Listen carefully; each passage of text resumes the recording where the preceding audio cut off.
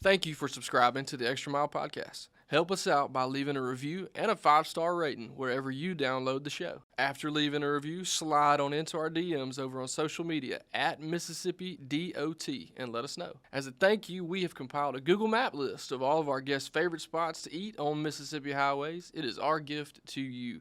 Seriously, you guys are the best. We could not do the show without you, and we greatly appreciate the support. Remember, drive smart out there on Mississippi highways.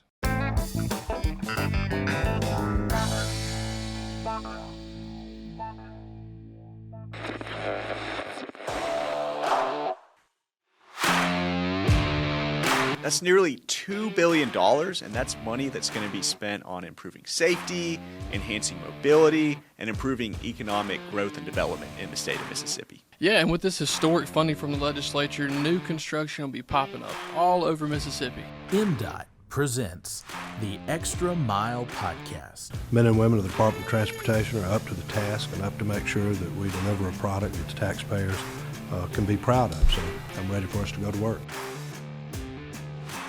Welcome into another edition of the Extra Mile Podcast legislative session presented by the Mississippi Department of Transportation.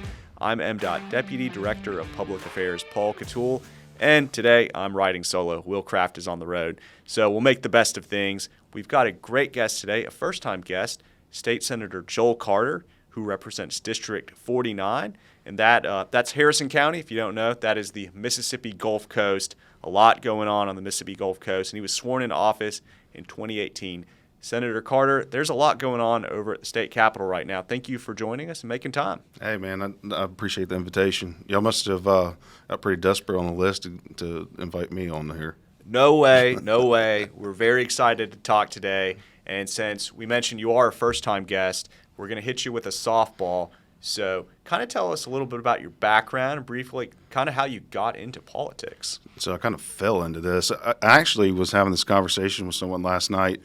I originally wanted to go to law school and was a political science major, and I had to work in a restaurant, and those tend to be late nights. Well, political science classes started at 8 o'clock in the morning, and it was rough.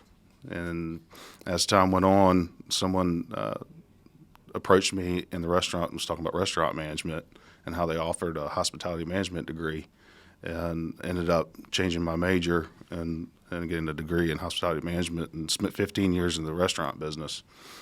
Back in, what was it, when the real estate market it was about 15, when the real estate market started coming back, I was burnt out. I mean, the restaurant industry is a real tough industry to work in.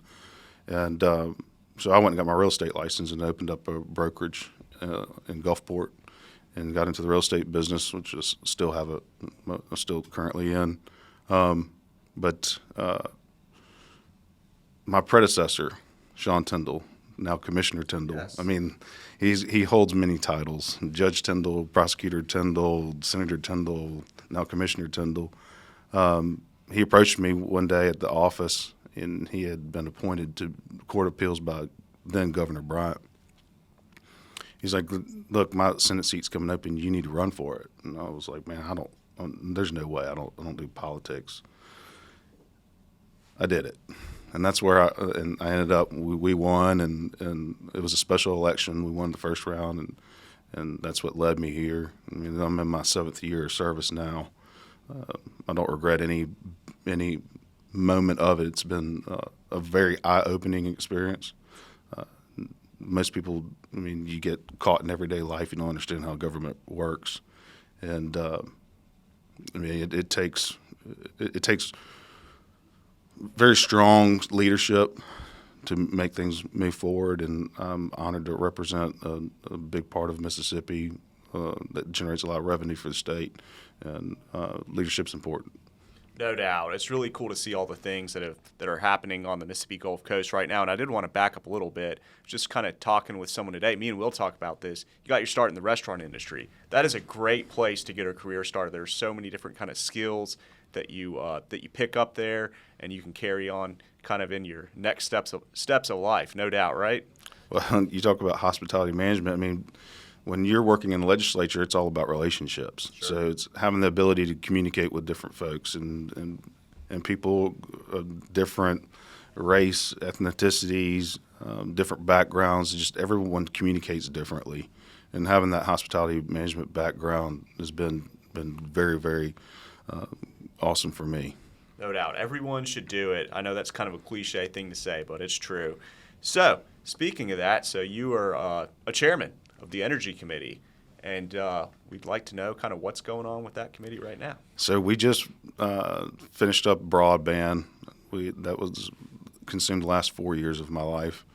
All the federal money that came down after COVID, we created the Office of Broadband. And when I say we, I'm talking about me and Chairman Bounds in the House.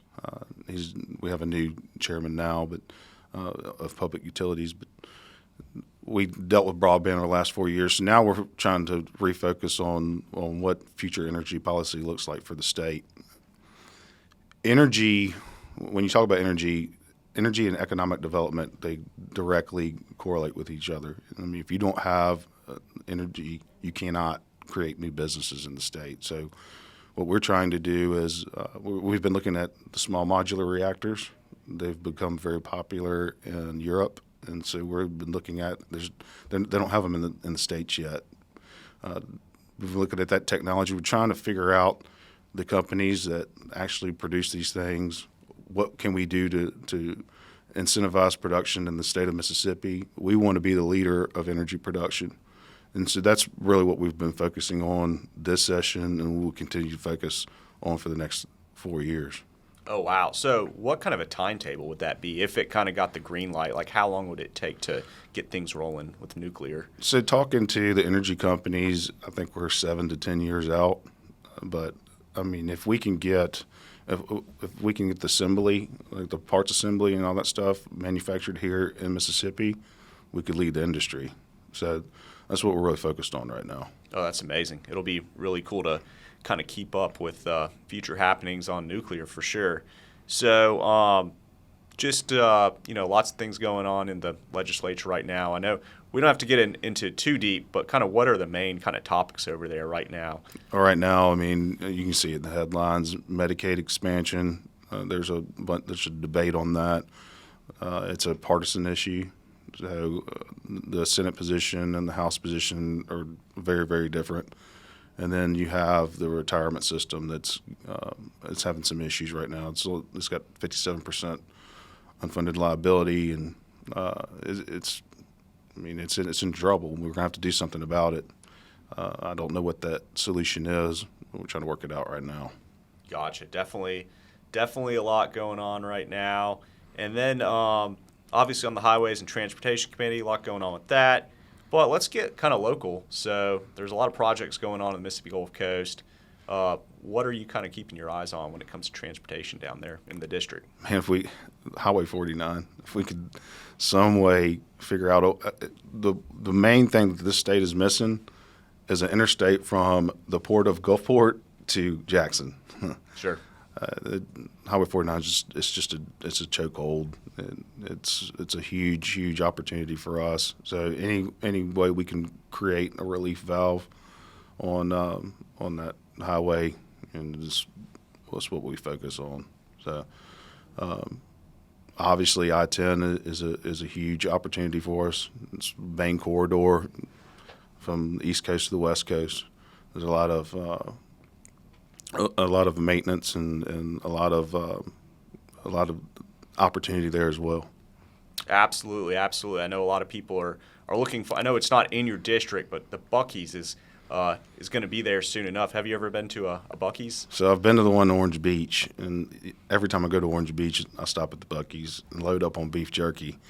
You've got to the beef jerky's. You got to get the beef jerky if you go to Buc-ee's. All right. Obviously, the brisket sandwich is good too. I mean, what's not good at Buc-ee's? That's what I've heard, and so me and Will were hoping that once it opens up, they'll let us do an episode from the Buc-ee's. You know, done a lot of work on I-10, so maybe they'll help us out there for sure. That would be great. Okay, so any other projects kind of going on in the area? Well, I mean, there's a lot of development, especially on the I-10 corridor. Gulfport received a bunch of money for frontage road where the sportsplex is to 49. If you look at what's happened over in the D'Iberville area with all that development north of I-10, Gulfport's trying to do some of the same stuff. So, I mean, there's just opportunity everywhere down there. Unfortunately, interest rates are so high. I think a lot of developers just kind of just waiting it out, see what's going to happen with this economy. Sure. And then kind of outside of transportation, I mean, obviously Katrina was a terrible thing and the coast has had to build back. It seems like the coast has really hit its stride. Can you kind of speak to that, what all is going on down there? Yeah, so in 2005, I had me and my wife at the time had twins that were 8 months old. We lost everything, Katrina. So it was like a blank canvas. Before Katrina, the coast was super outdated, a lot of just worn down buildings, especially on Highway 90. We had a clean slate after Katrina. It's the silver lining, I guess you could say. It was devastating. It was a terrible thing to go through, but at the end of the day, looking back on it now, I mean, it gave us a clean, like I said, a blank canvas. So there's been a bunch of development down there. A lot of the housing's come back, and you're starting to see new businesses. But it's flourishing down there right now. Definitely. Love to get down there. I still want to make it down to the aquarium. I heard that's a really cool place to check out. All right, so we've kind of put you through the ringer with all the political questions. So we like to end the show with some fun questions. First of all, obviously, as a legislator, you're traveling up to Jackson, so you're hitting some spots to eat. Where are some of your favorite spots to eat? Oh, I'm going to give a shout out to Mark Shapley. Shapley's, man, he makes a mean steak. And then I've got my own little special dish there. Okay, do tell. Okay, so what it is, it's a bed of angel hair pasta. They put the pan-seared trout put on top of it, and then the crawfish cream sauce on top. Wow. It's amazing. That is decadent and depraved. Going to have to make it over there right off county line, right? Yeah, you're going to have to. I mean, it's a lot of calories now, so you're going to have to eat light during the day. Absolutely. Well, it's bulking season, so it'll be all right. It's always bulking season in Mississippi, for sure. All right. So, and we got one more for you. Public affairs here at MDOT. We're big food people, but then, of course, we love our music, too. That's what the water cooler talk is all about. So we were talking before the show a little bit. Tell us about some of maybe your favorite musicians / concerts that you're looking forward to. So my favorite concert would be a Dave Matthews concert, by far. I mean, it's hard to beat a Dave Matthews concert. All the different instruments, just so talented. Seeing Tracy Lawrence this Thursday night. Amazing. And then I actually received tickets today from my brother for Creed and Three Doors Down, which will bring me back to pretty much junior high days. So I'm looking forward to that. But the Coliseum on the Mississippi Gulf Coast, they've got a contract with Live Nation, and they just have some fantastic artists coming through there. It's been very, very impressive who they've been able to book.